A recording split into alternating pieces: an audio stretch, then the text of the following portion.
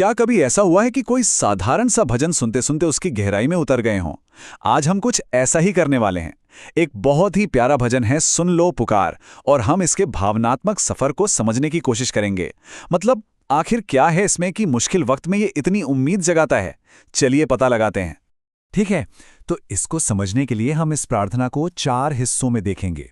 पहले आता है मंगलाचरण, फिर आती है मदद के लिए एक गुहार, उसके बाद दिव्य शक्ति को याद किया जाता है, और आखिर में सब कुछ सौंप देने की यानी समर्पण की बात होती है। तो चलिए सबसे पहले मंगलाचरण से शुरू करते हैं। अब देखिए, यहाँ एक बहुत ही खास बात है। ये भजन सीधा सीधा मदद मांगने से शुरू नहीं होता। नहीं, इसकी शुरुआत एक पारंपरिक मंगलाचरण से होती है, जिसका एक ही मकसद है, प्रार्थना के लिए एक पवित्र, एक सेक्रेड माहौल बनाना।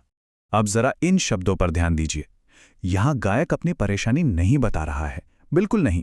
वो तो पहले हनुमान जी, राम, लखन और माँ सीता, इन सबको याद कर रहे हैं, उनका आवाहन कर रहे हैं, और उनसे बस एक ही अनुरोध है कि वो आकर उनके दिल में बस जाएं। और ये जो तरीका है ना, ये कई आध्यात्मिक परंपराओं में देखने को मिलता है। इससे ये पता चलता है कि प्रार्थना सिर्फ अपनी मांगों की एक लिस्ट नहीं होती कि मुझे ये चाहिए वो चाहिए, नहीं। ये तो एक तरह की बातचीत है जो बहुत सम्मान के साथ की जाती है। और ये मंगलाचरण, समझ लीजिए, उसी बातचीत के लिए एक स्टेज सेट करता है। चलिए अब आते हैं भजन के असल हिस्से पर, जहां मदद की गुहार लगाई जाती है।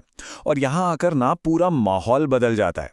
जो श्रद्धा और भक्ति का भाव था, वो अब एक गहरी, एक मानवीय निराशा में बदलता हुआ दिखाई देता है। सच कहूं तो यही एक लाइन इस पूरी प्रार्थना का दिल है।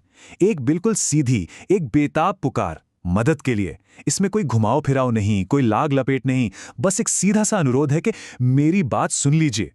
और ये पुकार क्यों है? क्योंकि जग से मैं हारा बेसहारा। देखिए, ये लाइन इस गुहार को एक बहुत ही जानी पहचानी, एक ह्यूमन फीलिंग से जोड़ देती है। वो एहसास जब लगता है कि हम दुनिया से लड़ते लड़ते थक गए हैं और बिल्कुल अकेले पड़ गए हैं। तो ये सिर्फ एक आध्यात्मिक नहीं, बल्कि एक मानवीय संकट भी है। ये जो शब्द है ना, ये गायक की इमोशनल स्टेट की एक पूरी तस्वीर बना देते हैं। सोचिए, दुनिया से हार जाने का एहसास, बिल्कुल बेसहारा महसूस करना, और फिर एक भिखारी की तरह झोली पसार के खड़े हो जाना। ये सारी बातें मिलकर उस पल को दिखाती है जब इंसान को लगता है कि भाई अब तो सारे रास्ते बंद हो गए। अच्छा, अब यहां से ना कहानी में एक बहुत ही इंटरेस्टिंग मोड़ आता है। यहां गायक सिर्फ मदद नहीं मांग रहा, वो आशा जगाने के लिए एक अलग ही तरीका अपनाता है। मांगकर नहीं, बल्कि याद दिलाकर। और इस कहानी को समझने के लिए ये एक नाम बहुत जरूरी है, संकट मोचन। हनुमान जी का ये नाम, जिसका मतलब है संकटों को दूर करने वाले। और यही नाम उस कहानी की चाबी है जिसका जिक्र अब होने वाला है। जैसे लखन के प्राण बचाए, संकट मोचन बनकर आए। ये लाइन क्या करती है? ये गायक को भी और हमें भी हनुमान जी की शक्ति और उनके पुराने कामों की याद दिलाती है। खासतौर पर उस मशहूर घटना की जब उन्होंने लक्ष्मण जी के प्राण बचाए थे। तो देखिए, यहां प्रार्थना के पीछे का लॉजिक एकदम साफ हो जाता है। गायक एक तरह से कह रहा है कि प्रभु, जब लक्ष्मण जी पर संकट आया तो आप संकट मोचन बनकर आए और उन्हें बचाया। उसी तरह आज मुझ पर संकट है तो मेरी लाज भी बचाइए। ये सिर्फ एक अंधी आस्था नहीं है, ये तो पहले हुए चमत्कारों पर टिकी एक ठोस उम्मीद है। और अब हम इस प्रार्थना के आखिरी और शायद सबसे गहरे पड़ाव पर पहुंचते हैं। ये वो स्टेज है जहां मांगना बंद हो जाता है और समर्पण शुरू होता है। यहां पे 2 बिल्कुल अलग अलग माइंडसेट्स दिखाई देते हैं, जो गायक के पूरे इमोशनल जर्नी को दिखाते हैं। एक तरफ है गुहार, मेरी पुकार सुनो, मेरी लाज बचाओ, और दूसरी तरफ है समर्पण, जा विधि राखे राम, ये मेरी मदद करो से जो तेरी मर्जी तक का सफर है।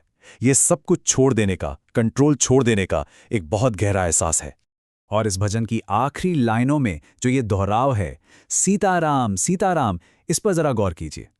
ये सिर्फ नाम जपना या रटना नहीं है, ये तो समर्पण की उस स्टेट तक पहुंचने का एक जरिया है, एक टूल है। बार बार नाम लेने से मन शांत होता है और विश्वास और भी मजबूत हो जाता है। तो इसका मतलब क्या हुआ? मतलब ये कि असली सुकून शायद इस बात में नहीं है कि हमारी प्रार्थना का जवाब मिला या नहीं। असली सुकून तो भरोसा करने में है। शांति रिजल्ट में नहीं, बल्कि विश्वास करने के उस प्रोसेस में ही मिल जाती है। तो आखिर में ये सवाल बचता है कि संकट के पलों में प्रार्थना की असली शक्ति किसमें है? जवाब मिलने में, या फिर खुद प्रार्थना करने के उस काम में? क्या प्रार्थना का असली मकसद हालातों को बदलना है या फिर खुद को बदलना है? इस पर सोचिएगा ज़रूर। इस सफ़र में साथ शामिल होने के लिए बहुत बहुत शुक्रिया।